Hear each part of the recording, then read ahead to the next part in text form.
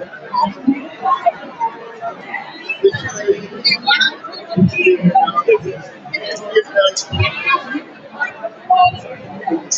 move for just a second.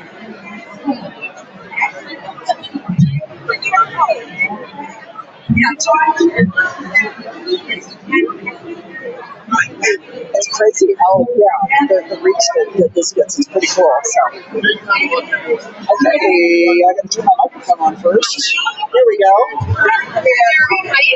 All right, it's about time to kick this off. Thank you all. Hello. Thank you all so much for being here and coming and checking this session out. This is one of my favorite conference presentations to do. It's kind of cool that Samsung lets me do this. Like, take these 60-minute sessions and compress them down into like 15 minutes and give you all the good stuff in like that amount of time. So, there'll be lots of good ideas you can use in your classroom right away. And this session is called Learn Like a YouTuber. So we're going to dive into that here in just a second. I'm Matt Miller, author of Ditch That Textbook and 4 other books, and let's just dive right into this. We are, of course, in the Samsung booth. I'm going to be demoing on the Flip Pro, which is their newest interactive display, and I'll be kind of showing you some of the stuff on it little by little as we go. But we're going to be sharing lots of things that you can use in your classroom right away. It's like one of my favorite sessions to do. So without further ado, let's just dive right into this, shall we? And let's just be honest for just a second. All of the kids really want to be YouTubers, don't they? Or like professional Twitch streamers, or like famous on TikTok or something like that. It's like they have that in their mind. And obviously the chances of that are not great, but it's in there. It's in their mind, and it's something that they're thinking about. And so what I'm wondering is, like, can we take that excitement that they've got about it and pull it into class and, like, bottle it up and use it? Have you guys ever asked yourself that question before? You see something kids are excited about, and you're like, can I use that somehow? Right? And if you can pull that into a lesson somehow, that can be kind of powerful. So that's what we're going to talk about, like these engaging classroom activities that feel like YouTube. They support solid, meaningful learning. So it's not just fun for the sake of fun. It's like in support of learning. And it sort of triggers that same YouTube brain, so to speak. So that's kind of what we're all about here. And this is kind of like the big idea that triggers the whole thing. And I've got a little story about this here in just a second. Learn like a YouTuber.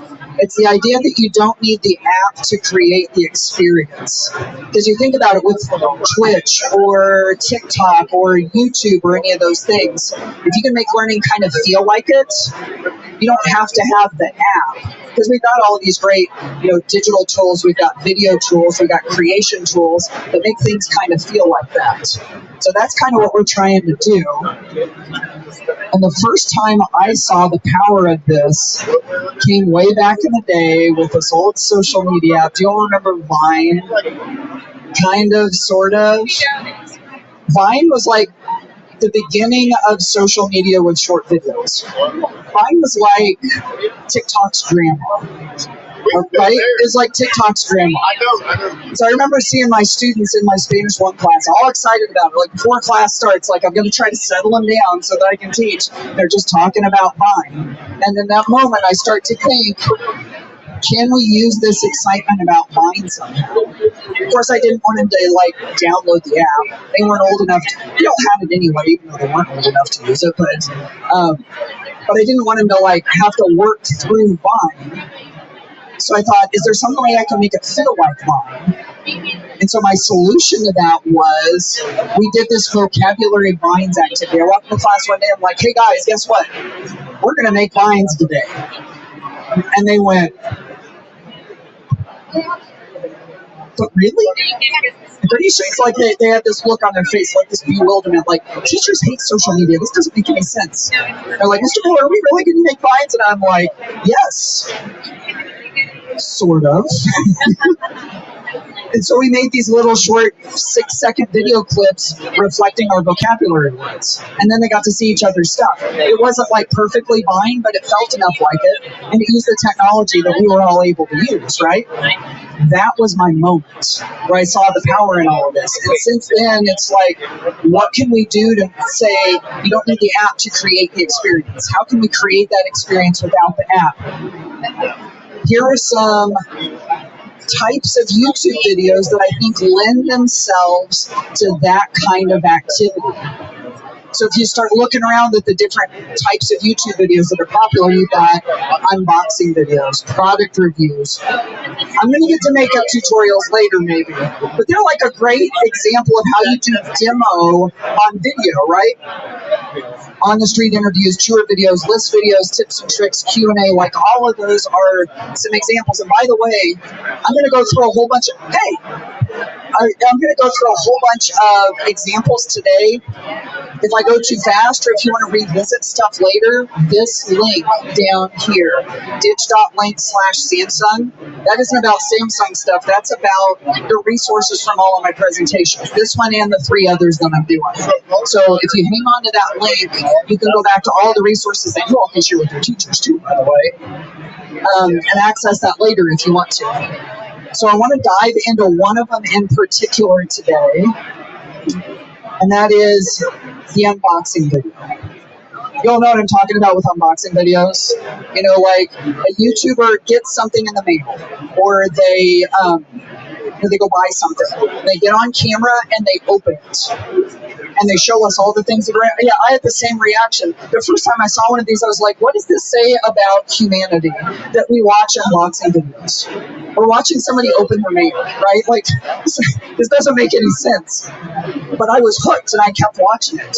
And so the more I watched it, the more I was like, I think we could use this, right? So to give you an idea of what I'm talking about here, I'm going to give you an example. With me today, I have a box. I'm going to do an unboxing video right here, right now.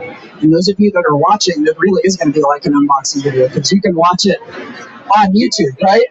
So as I'm doing this, just in the back of your mind, kind of entertain the idea of how could this turn into a learning activity, okay? All right, here we go. We're going to pretend like the video starts in 3, 2, 1. Oh my goodness, you guys, you're never going to believe this. I just got this box in the mail, and if you look at the mailing label, it says it's a box to me from the 80s. Can you imagine what's probably inside of this box? What in the world would I send myself from the 80s, right? And how would I have so many questions, but I really just want to open this box up. So I open it up and I take a peek in, and oh my goodness, there's some really good stuff in there. But the very first thing at the top is a letter to me.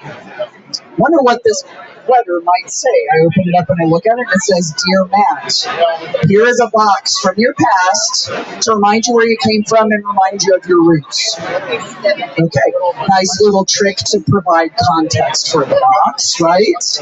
All right, let's see what's inside this thing. Oh, this is good. Do you all remember when we used to not save files to the cloud, but we saved them to these instead? You know what I'm talking about, right? This is not the save button.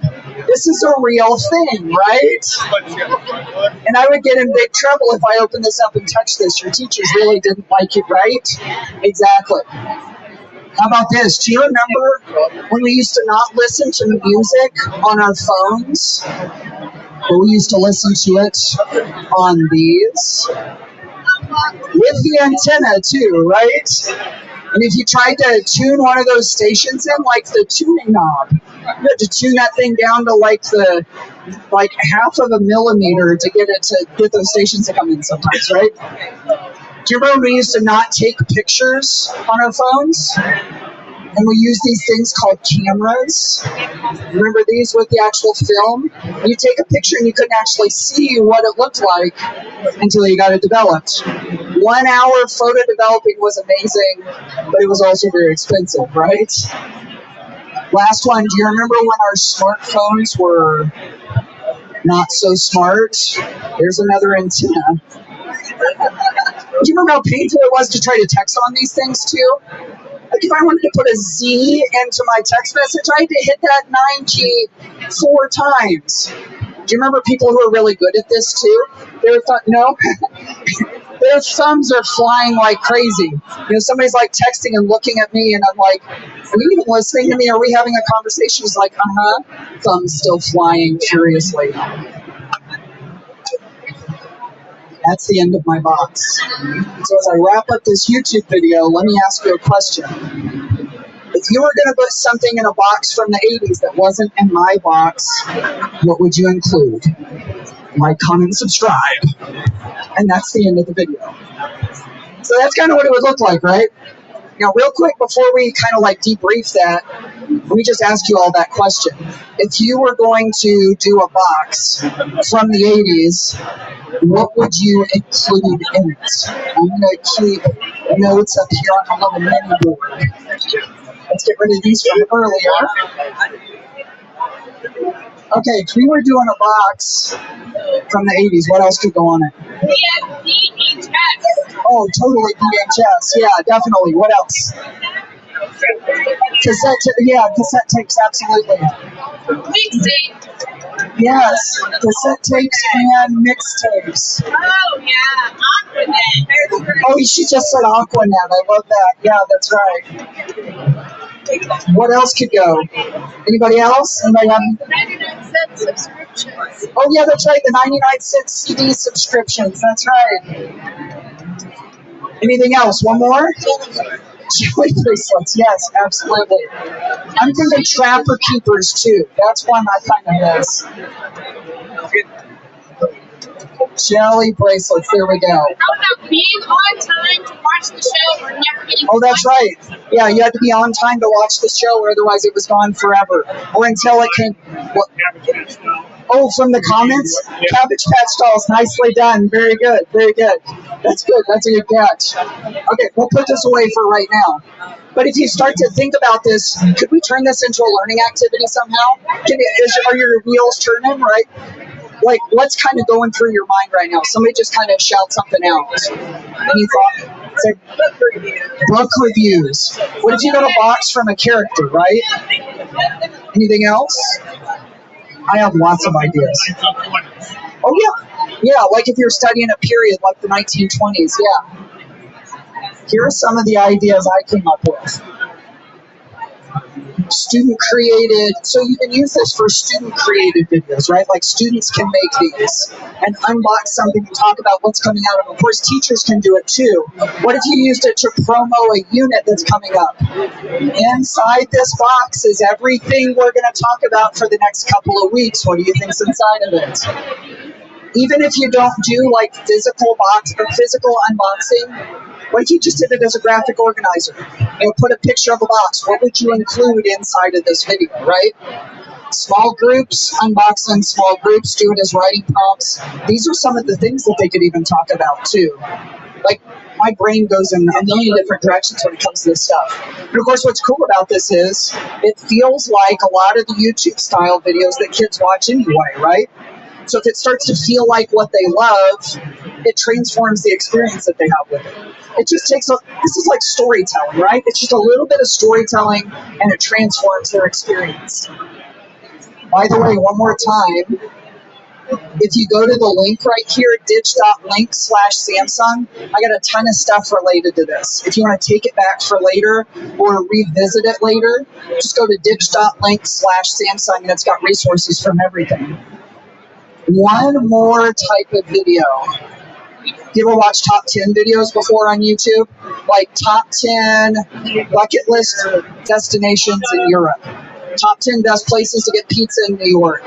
Top 10 gross ice cream flavors. I've seen that one. That one is actually really gross. There's like seafood ice cream and like, I don't know, there's some weird stuff. I can't remember if there was like earwax ice cream or if that was like, you remember from like Harry Potter's Birdie Bots, every flavor. I don't know if I'm like combining those things. I don't know. But if you think about it, those videos, you got to have criteria to rank. You have to have a topic. You have to justify all of your choices. You can include honorable mentions. Like, there's a lot of deep thinking that goes into those, right? I've got a whole tutorial that walks you through the planning for one of these and the execution of it at that link that I showed you earlier. So feel free to go check that out if you want to, but maybe the wheels are turning on that too. Now, here's the thing you might not have thought of before.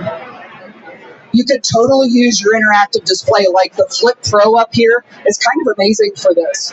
But whatever interactive display that you've got, if you've never thought about doing it for these kinds of activities, it really works. For instance, we've got the roll. This is what I sketched all of my slides on, is the roll up here. What if you use that as a graphic organizer that students can come draw on, and they just kind of like cycle their way through on student by student, one by one? If you connect a webcam to one of these, it can be a kiosk to record these kinds of videos, right? If you've never thought about that. If kids are able to record a video of themselves and they're on the big screen, that could be kind of cool, And then finally, here's another thing I love about the Flip Pro is that it's got this thing called SmartView Plus, where you can mirror student devices. You can mirror, on this model, it mirrors up to 6. But you pull it in using the import feature with SmartView Plus, and they just mirror their devices. So you've got like 1, 2, 3, 4, or 1, 2, 3, 4, 5, 6 student devices up there. You do any one of these activities and throw a bunch of them up there, and you get to see everybody's stuff pretty quick and easy.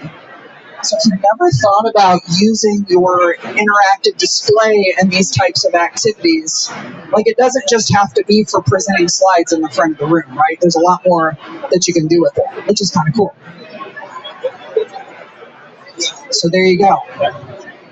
YouTube style learning activities, like the unboxing video, the top 10 videos, and using your display to pull all of that in. Sounds good? So you've got all of the resources up here. This isn't going anywhere. Feel free to share that if you want to. If you're interested in learning more about the Flip Pro, which I think is a really good fit for this kind of thing, and I love some of the features you can use, anybody in one of the Samsung jerseys will be happy to tell you a little bit more about it. And if you like a good sticker and button, I've got stickers and buttons over here that you can come grab, including the highly sought-after Maverick Teacher sticker. Ask me about what this means. It's a fun little thing I do in keynote speeches with schools. So anyway, hope y'all had a good time. Hope that was helpful. Thanks so much for coming. Thank you. And thank you all for watching at home.